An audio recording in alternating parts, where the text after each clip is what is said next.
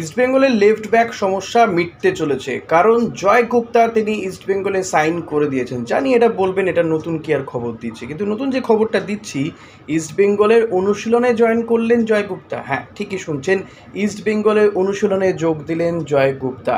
FC Goa থেকে তাকে এবছরই ইস্টবেঙ্গলে sign করানো হয়েছে। ইস্টবেঙ্গলের দীর্ঘদিনের সমস্যা রাইট ব্যাক আর লেফট ব্যাক, তো সেই সমস্যা মিটতে চলেছে, অন্তত লেফট ব্যাক সমস্যাটা মিটতে চলেছে। জয়গুপ্তা তিনি ইস্টবেঙ্গলের অনুশীলনে যোগ দিয়েছেন। ডার্বির আগে নিঃসন্দেহে এটা বড় সুখবর ইস্টবেঙ্গল সমর্থকদের জন্য। তবে ডার্বিতে কি খেলবেন জয়গুপ্তা, সেই সম্ভাবনা কি উজ্জ্বল হচ্ছে? কারণ এখনও হাতে 1 থেকে 1.5 দিন সময় রয়েছে। ডার্বিতে খেলার একটা প্রবল চান্সেস রয়েছে জয়গুপ্তার। তবে ব্যক্তিগতভাবে আমার মনে হয় যে অস্কার ব্রুজো এই ভুলটা করবেন না।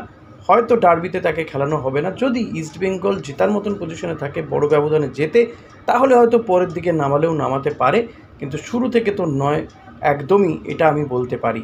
এর পাশাপাশি রাইট ব্যাক সমস্যাও মিটতে চলেছে, কারণ প্রীতম কোটালের পাশাপাশি নিখিল পূজারি এর নামটাও উঠে আসছে। ভালপুইয়ার নাম যেমন আসছে, পাশাপাশি নিখিল পূজারির নামও উঠে আসছে। এখন দেখা যাক কাকে রাইট ব্যাক পজিশনে নেয় ইস্টবেঙ্গল। আপনারা কাকে চান অতি অবশ্যই জানান আমাকে কমেন্ট বক্সে। Thank you.